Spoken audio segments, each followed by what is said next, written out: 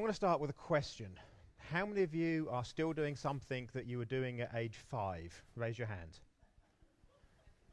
Other than eat, sleep, and poo. Okay, I meant something creative, like writing, playing an instrument, drawing, or painting. There's still a few hands up. Well, I've been drawing maps. Hand-drawn, plausible, fictitious maps. That's not an oxymoron, I'll say it again. Hand-drawn, plausible, fictitious maps. And I take the plausible very seriously. This is an airline map that is all hand-drawn, no tools. Yes, I realized that was my gesture. Last year, I was digging through my attic. I was annoyed that I couldn't find photographs from about a 5-year period of my life. So I was digging through boxes that I'd shipped over here 19 years ago. And in that, I found 2 folders. In those 2 folders was basically my childhood. Hundreds and hundreds and hundreds of maps. Some of which I hadn't seen in over 20 or 30 years. This is actually a map I drew when I was 8 years old.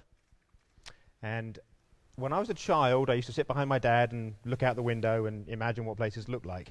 And this was a beach holiday in England. Beach holiday, England. Not surprisingly, it rained. So I entertained myself inside by drawing maps. And this is one of the maps I created. I would also try and navigate on those family trips. And I would get hold of the map, and from the map I could imagine what places looked like. But I'd also do the other. I would look out of the window and imagine, dream up my own world from looking out of the window. And much to the chagrin of my brother and sister, I would often try and navigate to places I wanted to see. We saw a lot of castles, ruined abbeys, and on occasion a farm lane that led to an old railway station. Some of my maps expanded geographically. This ended up being 30 pages and took up an entire floor. I drew this when I was about 13, and even that 13-year-old me took plausible seriously. I replaced 4 sheets of this because they weren't accurate enough, even though is that an oxymoron again.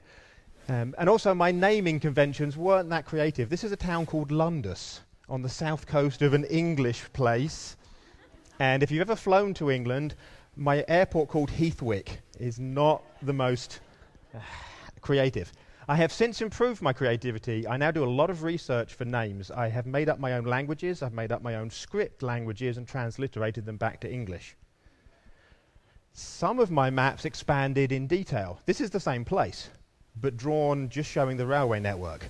And not just the railway network, a stylized railway, so you could actually figure out from each station where that train route went. So I played a lot with the realism that was behind my maps. Now, I moved here in 1996, and before that, I'd actually worked for the British government. They trained me as a cartographer. So I drew maps from age 5. Bizarrely, I took some of them to my interview to get a map job.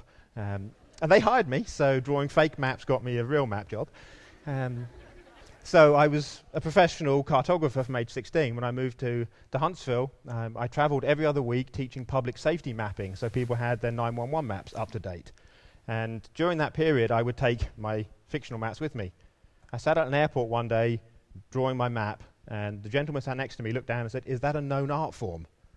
And I said, "Yes." I don't know why. I'd hidden these maps away from everyone else all my life, and that changed the way I looked at some things. And I thought, maybe this is art, maybe it is something I should share. And a friend encouraged me to enter the Montesano Art Show, which coincidentally is coming up next Saturday. And I got into that, and I found that people actually liked my stuff, and some people purchased it, which was an interesting change. And then we applied to Low Mill, and our application was accepted. We were juried in, and I'm lucky enough to share my studio with my artist wife. Now, those of you that read my title for my talk, Cartacacoethes, you can all pronounce that, can't you? You now know what it means.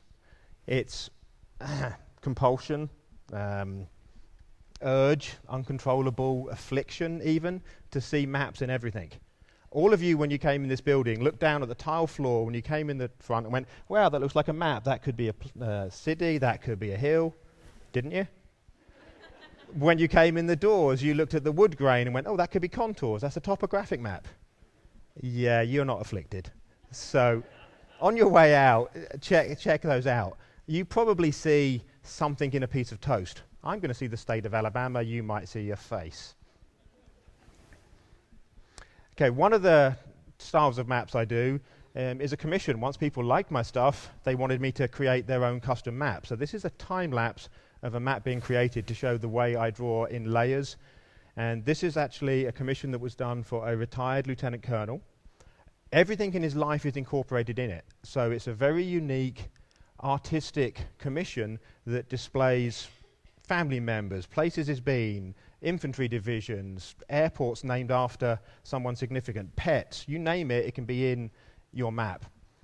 I did another map for a friend. There's a couple that were talking about getting one of my maps. He really liked my work. And he was about my age, but died very suddenly about 2 years ago. And the following year, she decided to go ahead anyway. So that became a very personal project. And I thought it was kind of a memorial to him, and that was a very moving map that I did. Now the dark map. I wasn't going to call it that, but this is representative of early last year. I was laid off from a very well-paying job designing mapping software and doing product design and product management. For about 6 months, I did what I thought I was supposed to do, look for another job doing exactly the same thing. And then I realized I was starting to predict regret. I don't know how many of you have been in that same situation. I hadn't yet regretted actions, but I was projecting that in a few years I would regret. What if I don't try to do my own thing?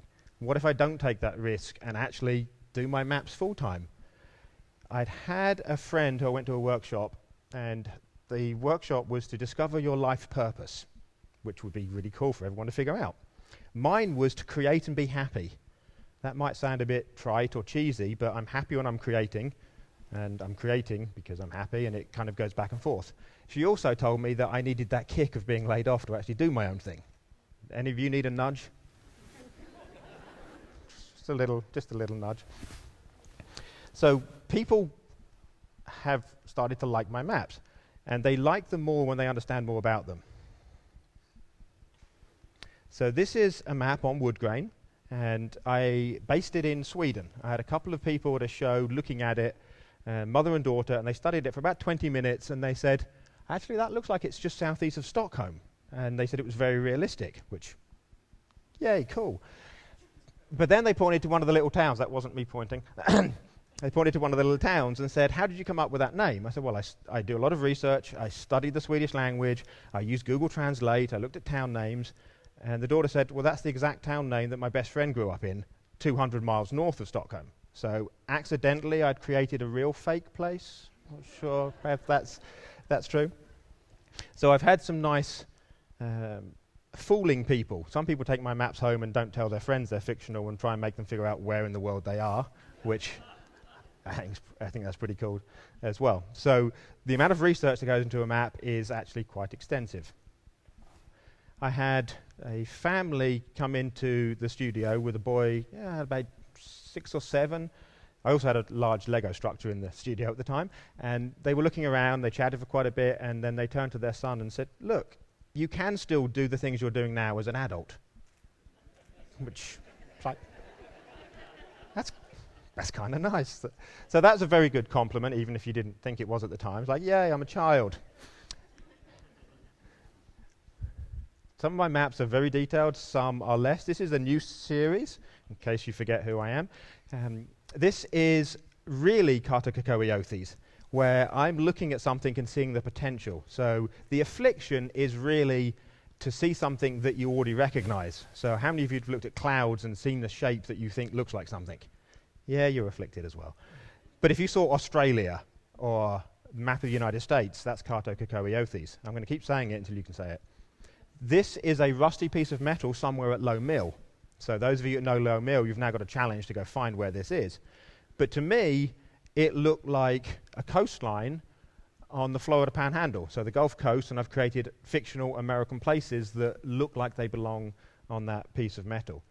So I've drawn maps starting on paper, like you saw. I've drawn them on canvas, wood, I use board, and my latest series is on skin. So this is a variation. It's trying to see the body in a different light, and also using the terrain of the body as my backdrop.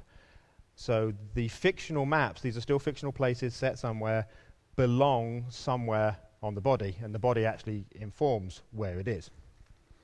A part of this series is to do with scars or body image issues or self-image issues. This is a lady in her 50s who'd had about a 12-inch long scar on the base of her spine since she was an infant, never liked looking at her back. So we created a map that fully incorporated that scar, and it was a collaboration. So this map is set in Scotland. She has friends that live in the castle on the loch, and she's allowed to go stay in the former stables that she gets to go walk around and see this place. So all of that's imaginary, but based on her information. And she now has 3 pictures of her back on a wall at home, which is a little different. Another lady had a double mastectomy. We saw a picture earlier, and this particular lady had the reconstruction have severe issues, so it was life-threatening. She has multiple feet of scars on her body. So we did a map that was on her torso that went a river delta flowing from the part of her skin she still had sensation into the part she didn't, and it had a lot of town names on it that were very meaningful to her and her partner, and she said it was a very cathartic experience. Another person said it was one of the few times they've considered themselves beautiful. So seeing the body in a whole new light.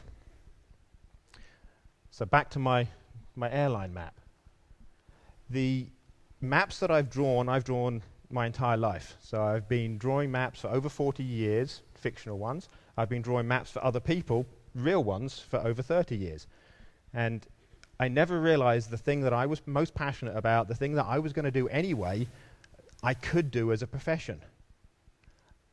I didn't realize it was art until about 9 years ago. Just something I did and hid. I'm not sure anyone else has the same hidden away passion. I also didn't realize that other people would like my maps. Other people would take an interest in my maps, commission me to draw maps for them. I didn't realize they would make them happy. I didn't realize that they would have an impact on them, and in some cases, help them look at themselves differently. My 5-year-old self would be very surprised. Thank you.